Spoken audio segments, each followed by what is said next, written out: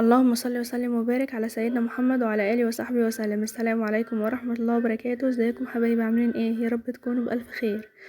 معاكم اميره سلامه، والنهارده ان شاء الله هنعمل مع بعض الرز حبه وحبه بالشكل القمر اللي قدامكم ده، مفلفل، مفيش حبايه لازقه في التانية خالص، ومستوي وطعمه تحفه ولونه احلى واحلى.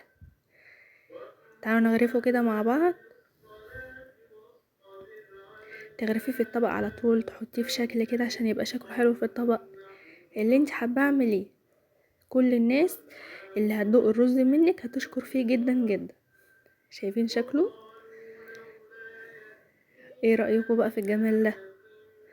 تحفة تحفة تحفة، ومفلفل ومستوي ولونه جميل. شايفين الفلفلة بتاعته؟ حلو جدا جدا. يلا نشوف هنعمله ازاي. عندي حلة على النار، هحط فيها معلقتين 3 كده من الزيت. كان عندي اخر الازازة، معلش بصفيها بس. ومعلقة كبيرة من السمنة. هسخنهم كويس جدا جدا، وطبعا هكون غاسله معايا الرز ومصفيه كويس جدا. انا النهارده هعمله حبه وحبه، فهاخد من الرز التلت.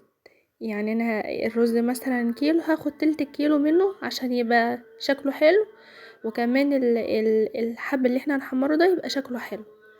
هحط كمان الملح بتاع الرز بتاعي، دي طبعا اهم تكه بتخلي الرز كله ياخد لون واحد ويبقى شكله حلو جدا.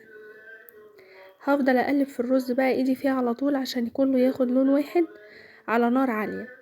مش هسيب الرز خالص عشان مش شوية يغمقوا وشوية يبقوا فاتحين ويبقى شكله مش لطيف معايا. شايفين ابتدى ياخد لون ذهبي فاتح اهو. طبعا واحدة واحدة هيوصل للون الغامق. خلي بالك منه لان بيوصل اول ما بيسخن كده وبيغمق على طول بسرعة، فخلي بالك اول ما توصلي للدرجة اللي انت عايزاها حطي الرز على طول. كده الدرجة بتاعتي كده حلوة جدا. هروح نازلة بباقي كمية الرز واشوحه كويس جدا عشان يبقى مفلفل معايا. ازاي تعرفي ان هو اتشوح؟ هتسمعي صوت الرز كده في الحله بيخروش كده، يبقى انت شوحتي كويس جدا. وزودي وانت مطمنه. شايفين بقى كميه الرز اللي متحمر حلوه ازاي مع الرز الابيض؟ هحط بقى مكعب من المرقه بتاعتي، وطبعا ممكن تزوديه ميه مغليه او شوربه اللي انت حباه. انا بصراحه ما كانش عندي شوربه فزوده ميه مغليه. قلبت كده مكعب المرقه مع الرز بتاعي، وطبعا احنا حاطين الملح في الاول. هزود بقى ميه مغليه على طول. الميه بتبقى اعلى من الرز علو عقلة صباعك كده، يعني ما تزوديش قوي عشان ما يعجنش منك، وما تقلليش قوي عشان ترجعي تحطي تاني ويبقى ني والكلام ده. شايفين السوا قدامكم اهو، والرز باين علو عقلة صباع بالظبط. هغطي عليه على نار عالية لغاية ما يتشرب بالطريقة دي، وهدي عليه النار خالص خالص، او درجة حرارة عندك لغاية ما يستوي معايا. كده خلاص اتشرب واديته تقليبه. هدي النار خالص بقى واروح مغطيه عليه لغايه ما يستوي. هنا خلاص كان الرز استوى معايا اهو. شايفين شكله مفلفل ومستوي وريحته تجيب اخر الشارع. اغرفي بقى وبالهنا والشفا. جربي الطريقه دي. طبعا الناس كلها بتعرف تعمل رز، انا ما قلتش حاجه والله، بس جربي طريقتي هتعجبك جدا جدا. اهم حاجه تشوحي كويس جدا، واهم حاجه تخلي بالك من درجه لون الرز عشان ما يغمقش معاكي ويبقى شكله مش لطيف. واهم حاجه برضو ان انت تحطي الملح مع الرز الاول وانت بتحمريه.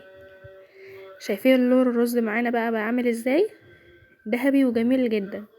ما تغمقوش عن كده عشان ما يبقاش لونه بني معاكي ويبقى لونه مش لطيف. شايفين شكله؟ ايه رايكم بقى؟ يا رب يكون الفيديو عجبكم، ولايك وشير وكومنت حلو منك لو عجبك الفيديو. ما تنسيش تشتركي في القناه وتفعلي الجرس على الكل.